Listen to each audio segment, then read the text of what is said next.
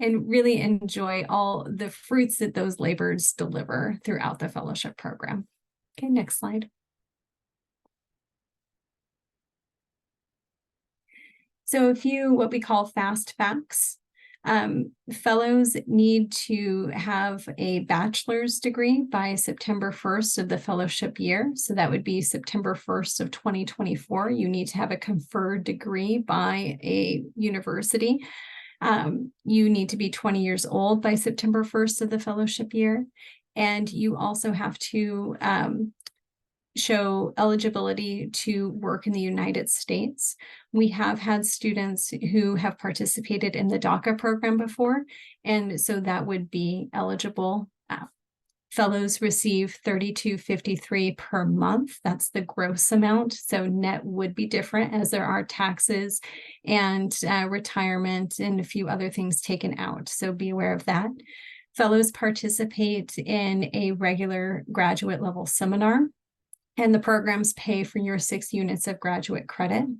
You get all health, vision, and dental benefits. Your student loans are deferred while you are in the program, and you do get a free transportation pass for the Sacramento region only. It's through Sacramento RT. Upon successful completion of the fellowship program, fellows are also qualified to receive a graduate certificate in applied policy and government. So we are a nationally recognized program, and all fellows are placed in the Sacramento area with the exception of the Judicial Fellowship Program, which is our only statewide opportunity to serve in different communities and superior courts throughout the state.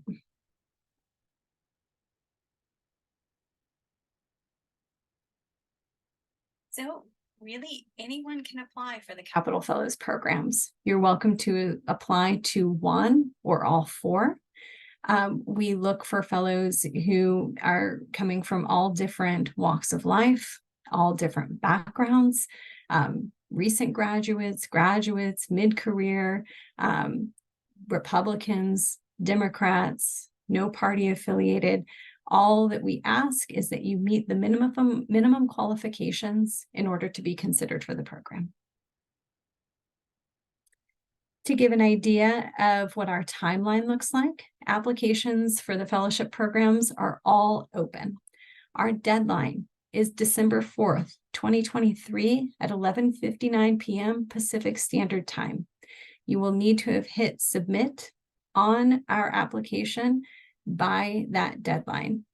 We do require 3 letters of recommendation as part of the application, and your letters of recommendation, as long as they have been requested by that point, you are still able to hit submit, and your application, if complete in all the other areas, would be considered.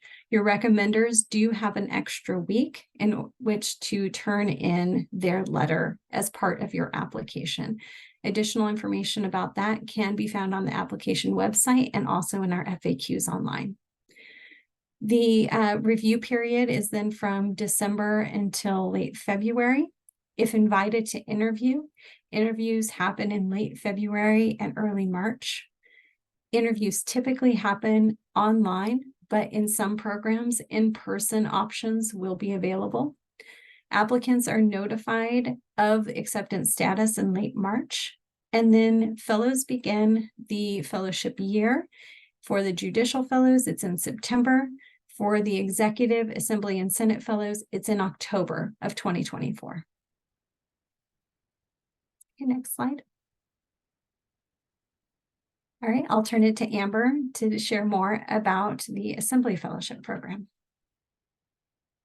Great, thank you so much, Megan. Again, welcome everyone. I'm Amber Carlos-Salgueiro. I'm the director of the Jesse M. Unruh Assembly Fellowship Program. It's named that because we are named after one of the longest serving speakers of the Assembly that was a big supporter of the program. We'll go to the next slide. So our program is very similar to the rest of the programs. We began in 1957. We're one of the oldest fellowship programs in the United States. Each year we select 18 fellows, and those 18 fellows are placed in assembly member offices. And the way that works is there are 80 members of the assembly, and they represent districts throughout the state of California. Assembly members apply for a fellow. and fellows apply to work for the member office once they're selected. And then we have a interview peer review interview with assembly offices. They interview you, and at the end of that, we match based on interest, compatibility, a number of factors, and then you're placed full time working for an assembly member. You are a full time legislative staff, which means that you are working on legislation. You'll have legislation that you staff. You're writing background sheets on that legislation. You're writing fact sheets. You're preparing your member for committee and writing their talking points. Fellows also work on district events, and they'll also often staff a committee, which means that, some members all sit on various committees, like, for example, transportation. And you as a fellow will be assigned a committee, and then you will advise your member on how to vote on each piece of legislation before that committee. So it really is full-time work. You do, as all the programs do, you will have academic seminar on Fridays. So Friday afternoons, you do not do legislative work. You are in a classroom with your 17 colleagues. And we do, more political science, public policy theory, but it's very applicable to the work that you're doing in your capital office.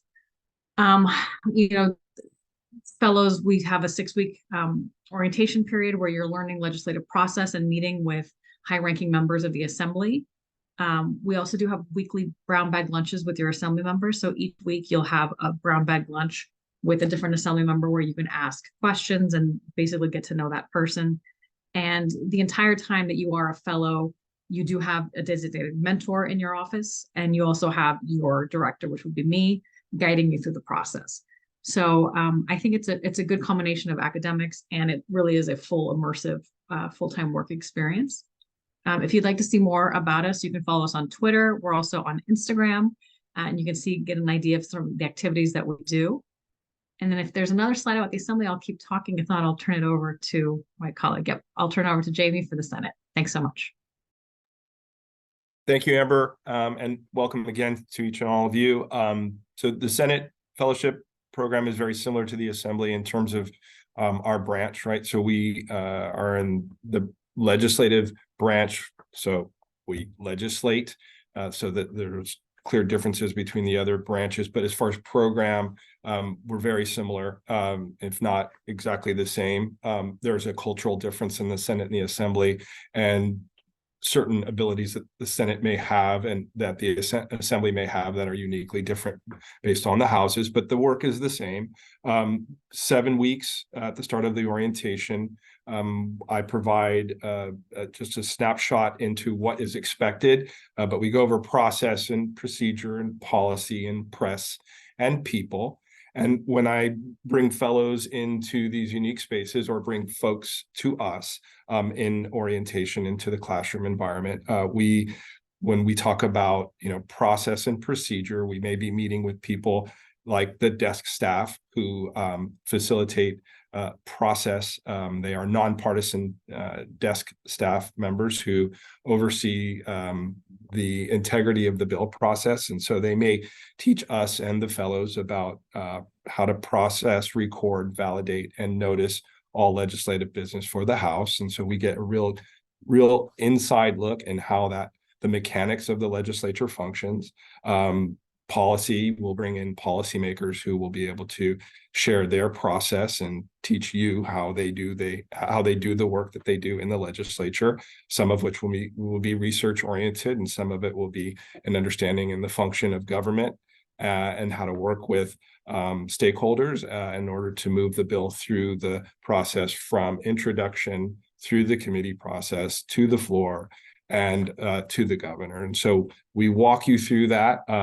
We will introduce you to the people who sort of keep the train on the track in the legislature, many of which are former fellows who have made it a career to work in the legislature and give back to our program and act as mentors.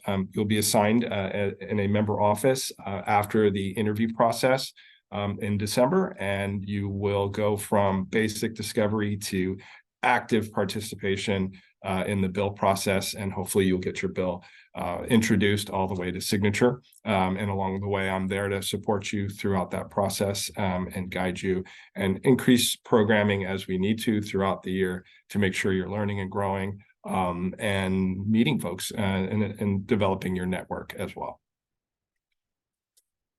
I'll leave it there for now. Okay, like I said before, the Judicial Fellowship Program is the only statewide program that is offered by the Capital Fellows. And so fellows in the Judicial program have the opportunity to serve as far south as the Los Angeles County Superior Court, and this year as far north as the Nevada County Superior Court, with that fellow being placed in Nevada City.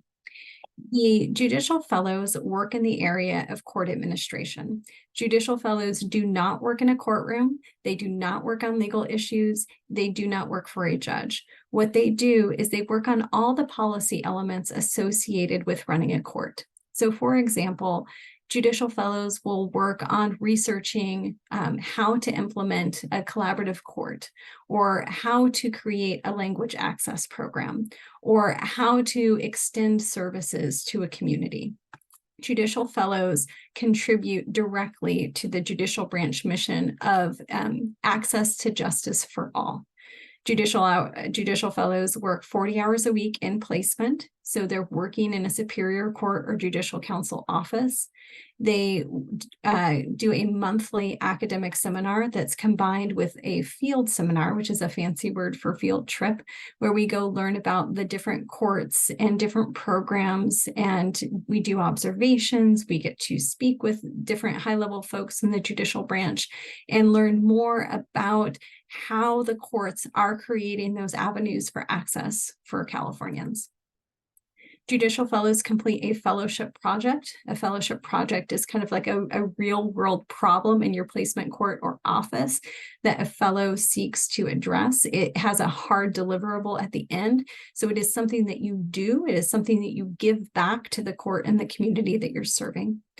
Fellows also complete a digital portfolio, which seeks to enhance not only their professional development, but also showcases the work and experience of a judicial fellow. Their work products are numerous, and so it's really, it's a wonderful way to also kind of show a lot of professional growth, and kind of think about all the different ways that access and their contributions have been, connected throughout the fellowship. You're welcome to follow us on social media. We are, I think, the most active on Instagram, and our handle is @CA Judicial.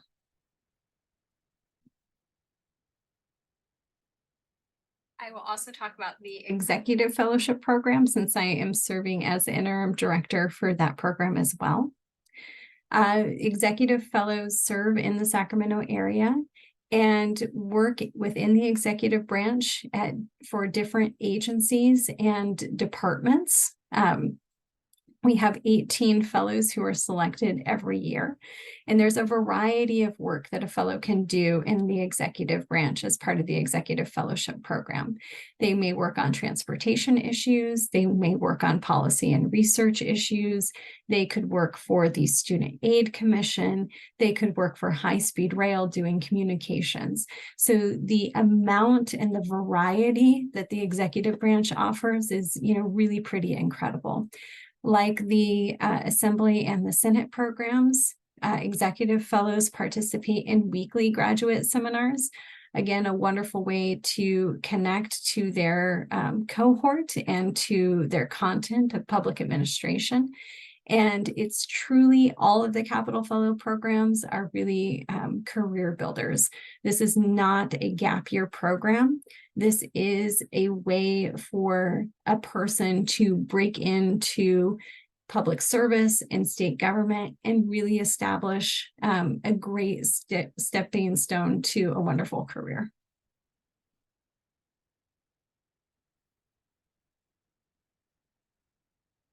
So our deadline is December 4th, 2023 by 11:59 p.m. Pacific Standard Time. We've listed our social media on here. We also have a QR code that you can use that kind of directly accesses our materials. We're happy to take questions and discuss any issues or areas of interest in the Fellows programs that you would like to learn more about. You're welcome just to use the raise hand feature, or you could also use the chat.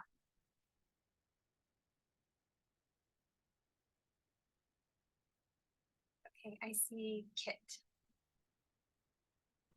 Hi, yeah, I had a question about the Judicial Fellowship Program. I was wondering, with the different placements, is there much of a difference in the kind of work that fellows do at each site? Like, would you say that there's like a substantial difference depending on where they're placed, or is it mostly the same kind of work at each site? No, it varies quite dramatically, actually. So we have, like, for example, the fellow this year who's placed at the Sacramento Superior Court. She's embedded within the collaborative court unit. And so really kind of looking at the effectiveness and researching the policies behind those specialty courts. We have a fellow placed at the Los Angeles Superior Court, and right now she's serving in the community outreach department, looking to build those bridges between the community and the court in Los Angeles County. So truly, like, we have a huge variety of work that judicial fellows are able to engage in. A lot of different research things too. If research and policy, we have a fellow who's placed at the Office of Governmental Affairs within the Judicial Council. She works a lot with the legislature on policy and, policy development. So truly, like, the world is your oyster. Executive is very much the same way, with the amount of opportunities that are afforded. It's just a lot of different kinds of work. That's wonderful. Thank you so much. You're welcome. Okay, Dominic, I think you're next. Hi, thank you. I had a similar question to Guadalupe in the chat, kind of surrounding the qualifications and the selection process, but I was also kind of curious what the interview process looks like. Yeah, Jamie, do you want to talk a little more about that? What does the interview process and selection process look like? Yeah, and to back up, I think what we're looking for are folks who are strong writers, who have a personal story to tell, something that convicts them and motivates them to do this kind of work. It's very, it's a lot of work, and you have to be passionate about public service or you'll burn out. And this may be an opportunity for you to learn whether you're passionate about this, but what is it that drives you to do this work is something that I'm looking for specifically, because I want to know what motivates you, so that I can see if I can provide an opportunity that fits and aligns well with your goals and what your intent is in life. And so, just making sure you're very precise with your language in the application, and that you're speaking to the specific prompts that we ask, specific questions that I ask in those prompts for the application. So there's a personal statement and a policy statement. So really, what is it that uniquely sets you apart from the rest of the world? And hopefully that will show, because we read a ton of applications, and after a while, if you don't have a unique story to tell about what drives you, then I have a hard time remembering you. If you are not a public policy major or policy major, tell that story of why you've had maybe a course correction, or why public service has become an interest of yours. So that's always helpful. Looking for people that might want to do this work long term. Again, it's not a requirement, but I will speak on behalf of the partners in the Senate, in that they are looking for a backbench. Again, it doesn't require that you work in the Senate post-fellowship, but a lot of fellows do. And quite honestly, there is a lot of opportunity, and we pour into you so that you have that opportunity. And folks that I work with love to try to place fellows post-fellowship. It's a large community of fellows, so they're like-minded in that way. As far as the interview process, I can't give you any specifics. We want to make it challenging, we want to make it tough, but in the sense that we want to really pull out what the true answers to the questions. But again, I think what I've spoken about kind of speaks to how we'll kind of approach understanding your motivations, what drives you, and what keeps you engaged in public policy. Again, very hard work, tons of work, time consuming, but the opportunity to serve people and help people is so great. It is an exhilarating experience, and so want to know what kind of drives you to do that work. Thank you. I guess the only detail I will add there, though, is that we have a large selection panel. So the selection panel consists of the director, the academic advisor for each program, and then 4 or 5 members that work in the branch of government. So for example, on my committee, on my selection committee, it's myself, Dr. Selby, who's my academic advisor, and then we have 5 members that work for the legislature, chiefs of staff and chief consultants that actually work in the assembly. So people that work in the body that you'll be working for are the ones selecting you. And then in the interview, it will be the panel of us. So it'll be a panel of 7 people and then the person being interviewed. So it is a little bit, it can be a little intimidating, but I think it's a great exercise to go through. And it's a friendly group of people, but there will be seven of them typically. Andy, I see your hand. Yeah, so I was interested in the Judicial Fellowship, and so I was kind of wondering if you could talk a bit more about like the digital portfolio project. Like, is that something that you work on throughout the fellowship, and like what kind of projects sort of go into building that? Yeah, so it is something that it's a year-long project, just like the fellowship project. And essentially it kind of presents itself visually as like a personal website. So, and it has different pieces of the fellowship year within it. So you have what you've done in your placement. So perhaps you're sharing or showcasing a piece of work that you did for your court or judicial council office. You have your fellowship project that you are presenting as well. You include a piece from academic seminar. So maybe it was a paper that you wrote or, a presentation that you were particularly proud of. And then our resume as well. So I teach all of the professional development workshops for the fellowship programs. And so we spend it's January in the Judicial Fellowship program. It's March in the Executive Fellows program. And we spend a whole month on building and writing your professional resume. And so that will go on there as well. And then we do a little work on LinkedIn too. So you'll have your LinkedIn connection there as in addition to the resume.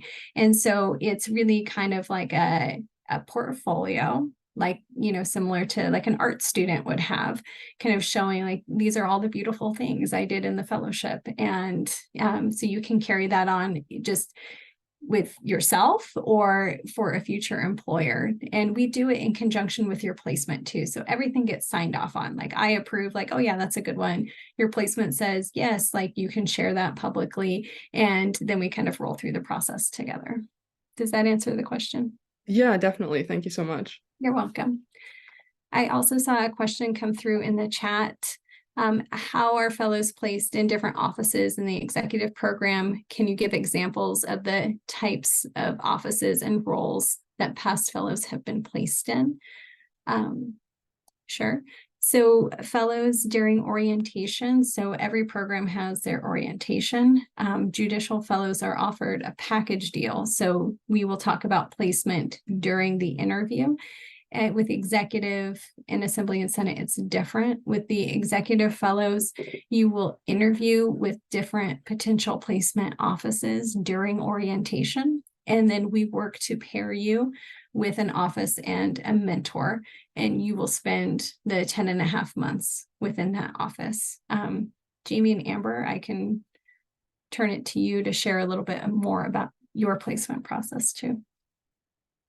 Yeah, ours is a little different. As I mentioned, assembly members have to apply for a fellow. We have 80 members of the assembly and 18 fellows. So it's actually very competitive for assembly members to get a fellow. So this is a rare opportunity in your career where you're going to have multiple job offers, if you will, going in. Last year, we had 54 members apply for a fellow. And again, I had 18.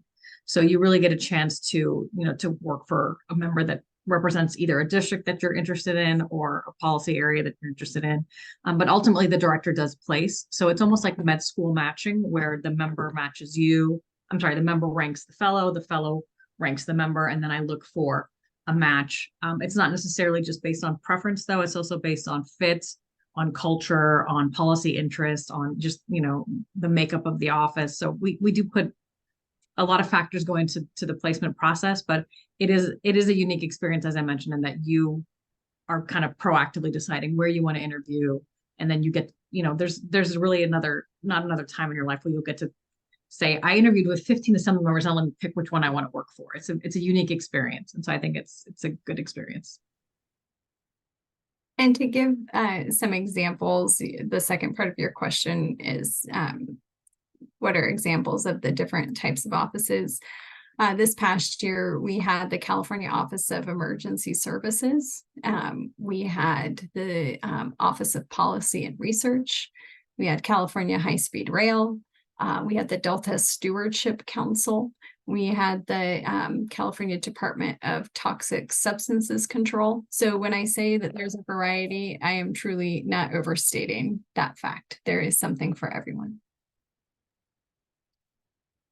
And in the Senate, very similar to the Assembly, we have a ranking process, and fellows interview in as many offices as we can give them the opportunity to do so for about a week. It's intensive. On average, most of the fellows interview in about 14, 15 offices, some less depending upon their party. But what we have is we generally have you interview with most of the offices that apply in the Senate.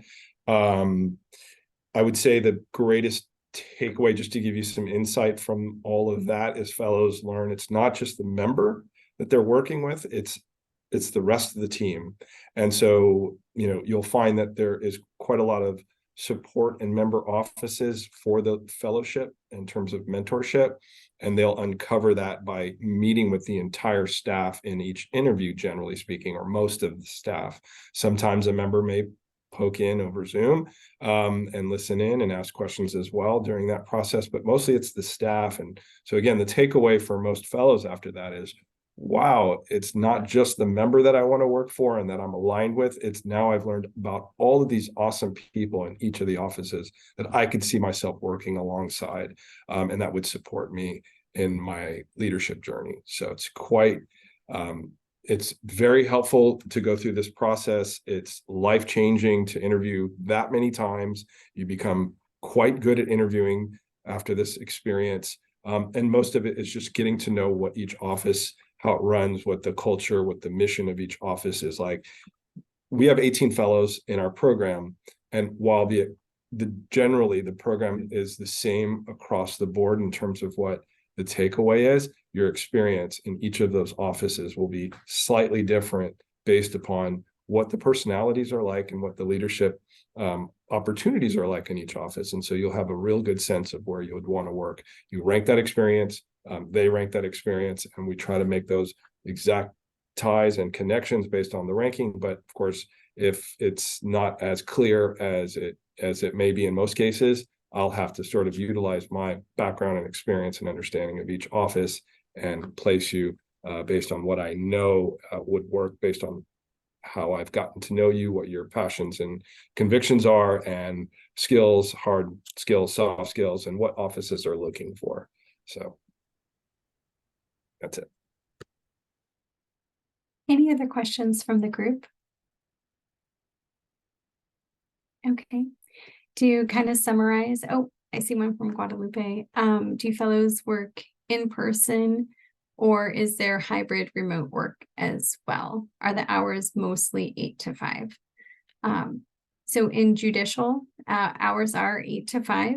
Fellows are in person, and there may be a hybrid placement that is an option, but it would be the exception, not the norm.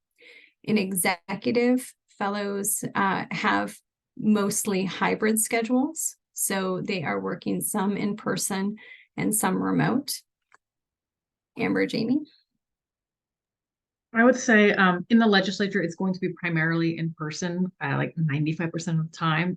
There are periods of time, during summer recess and spring recess and interim where offices may say, okay, today we'll do a skeleton crew or things like that. It's not the norm. It's going to be in person, 9 to 5. And I would say in the legislature, particularly, you need to be prepared to work more than 9 to 5 during certain times. It's a very deadline driven because we have a legislative calendar that we have to follow. It's in the Constitution. And so bills have to be passed by a certain time. And so, at the end of session this last year, they were there until 10, 11, 12, the last 3 nights of session. When you staff a committee, often committees will go until 6, 7, 8 in the evening. And so if you staff like a large committee, like a health committee or judiciary committee, you should be prepared that you will be there until the committee adjourns. So I would say most days it's 9 to 5, but a couple throughout the week, throughout the month, there'll be days that you'll have to stay later. From my personal experience, I'd say about 6 weeks out of the legislative calendar are above the night are not your typical work hours, and that could range, as Amber noted, depending upon your responsibilities, which committees you staff. Like if it is Judiciary Committee, yeah, when they have their bill hearings, those go late into the evening. But those are learning opportunities, and so there are hills and valleys in the legislative calendar. Things ramp up slowly. In the second year, they'll ramp up a little bit quicker, but there will be spring recess, there will be summer recess. And then if you stay on post-fellowship, there is what we call the final recess, or in the first year, interim recess. And so those are times where, for a good 3-month chunk of time, you are sort of planning on the legislative cycle that is coming up, and so you're doing more research. It's you have sometimes skeletal crews in the office, and so you won't be necessarily 9 to 5 Monday through Friday post fellowship if you stay in the legislature. So again, hills and valleys within the legislature. It all goes back to the legislative calendar. April, May, June, and August and September, depending upon whether it's an even or odd year in the legislative cycle, really are busy times. So again, there will be your life. You'll be able to look at the calendar and you'll be able to tell friends and family, these are the days and weeks where I won't be able to hang. I should add to that though, because of the culture, everyone is going to be working late when you're working late, right? You're not going to be the only person staffing a committee. Every member that has someone staffing the committee will be there. All the lobbyists lobbying that committee will be there. And so it's not like you're alone working late. The building will be a buzz when you're working late. So I think it's part of the culture, and you'll want to be there. I have fellows that don't get as many assignments as some of their colleagues, and they're like, "Ugh, I'm going home at 5," and they're still there at 8. And so it doesn't feel like you're alone, like you're Ebenezer Scrooge at your desk. You're part of an activity, if that helps. The fellowship is fun, and there are a lot of elements that are very special and unique to all 4 programs that are really of the moment, that you won't experience them in the same way again than you do when you're a fellow. And that really crosses all programs and all branches. We had another question about, is the $3,253 a month fixed and paid monthly? Yes, and yes. The money is appropriated by the state legislature, and so it is in our budget and is fixed at $3,253. Should there be any change to that ever, then we would let the fellows know right away, and that effect would go into place. Fellows also receive a moving stipend at the beginning of the fellowship of $875 to help with relocation fees to, moving to Sacramento or to another area of the state. And we also have a scholarship program, the Hodson Scholarship, that incoming fellows are able to apply to get additional funds to help offset any moving expenses or, buying a professional wardrobe, that sort of thing, as they get started as a fellow. Okay. Any other questions? Okay. I would encourage you to reach out at any time to any of the Capital Fellows directors. We love hearing from applicants. Our emails can be found on our website, csus.edu/Capital Fellows, and you'll be able to see all of our emails instantly. Please follow us on social media and get a feeling of what it's like to, be a fellow and look at all the different activities that they get to do and the work that they're exposed to. And thank you very much for joining us today. Thank you. Thanks, everyone. Thank you. Thank you.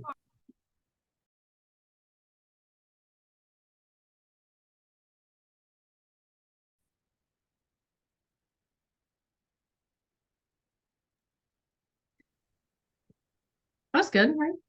I want to get like 8 or 9. We stopped the recording, I think. No. Not yet. We're still recording. No, I feel really dumb, but I'm not. How do you stop recording? Should maybe hit the recording button again, or I think. At the bottom, there's a record button. It's Oh, a circle. yeah. Hold on 1 second. Stop recording. There we go.